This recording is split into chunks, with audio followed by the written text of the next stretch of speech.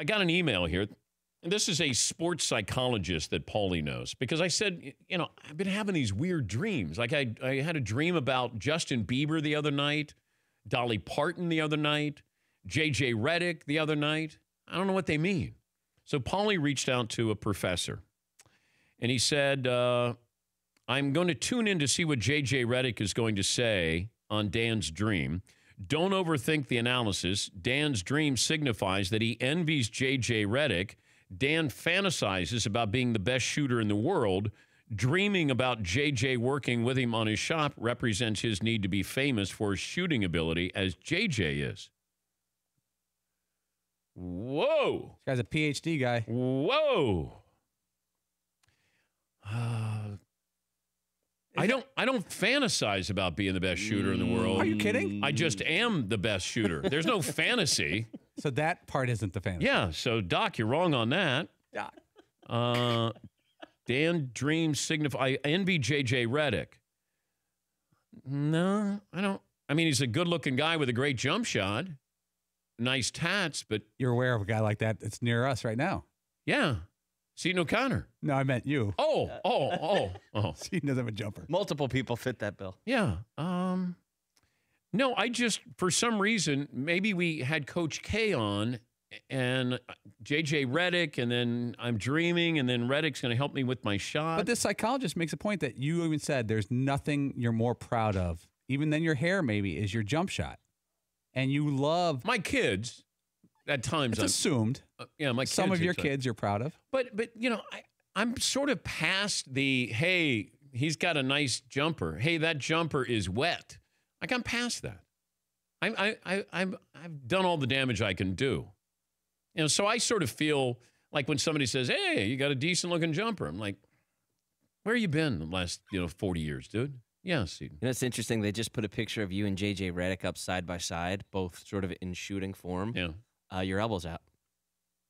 Yeah, that's why I want J.J. Redick to help me. Yeah. His elbow is significantly more in than yours. It reminds me of Larry Bird telling you, your elbow's out. Hey, your elbow's out when you shoot. Your elbow is sticking out a little bit. By the way, did J.J. Redick have rotator cuff surgery on his shooting shoulder? And J.J. Redick is also not wearing corduroys in his shot. Yeah. Yeah, let me see him shoot like I'm shooting with cords on. And a ceiling that's only, 12 feet high.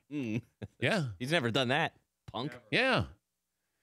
Now, see, I don't want to dismantle J.J. Redick's shot. He's got a great shot. Do you think he'll need a sports psychologist after you work with him? No. Like you're going to mess up his jumper? No. I'm not touching that. He's having the best season of his career. No. I appreciate him coming on. But, yeah, I do have the problem with the flared elbow. But that's because I've had shoulder surgery. Nobody ever talks about that. I got a replacement knee. Nobody talks about that. Hand surgery. Nobody talks about that. I know one person who does. I do. A little bit. Just during the day and night.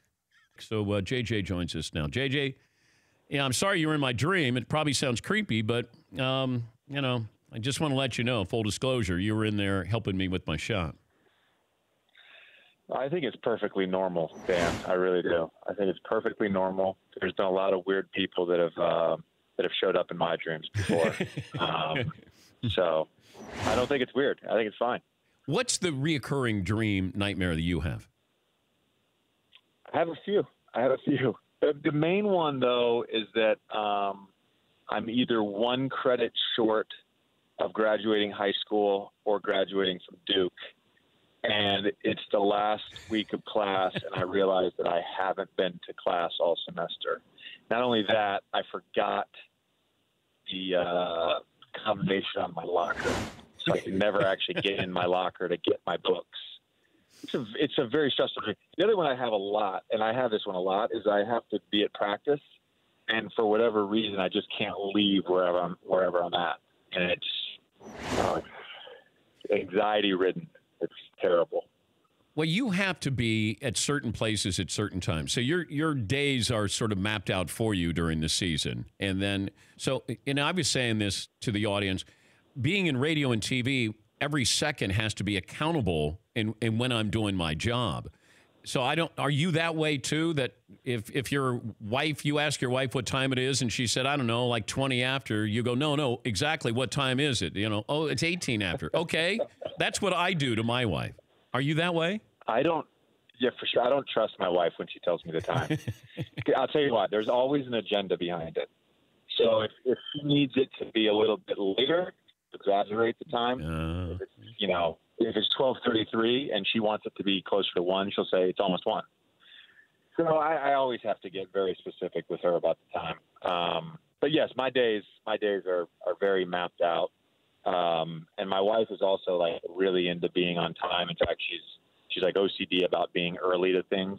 So I think it's just that thing of just being at the right place at the right time. Maybe that's the underlying sort of stress that is causing this recurring dream of mine. If you were going to teach somebody how to shoot, whose jumper would you? Yeah. Whose jumper? Now yours included. Whose Sure. jumper would you teach them that form? That's easy. Klay Thompson, no doubt. I think his stroke is the most, or has the least amount of wasted motion. It is very repeatable because of that.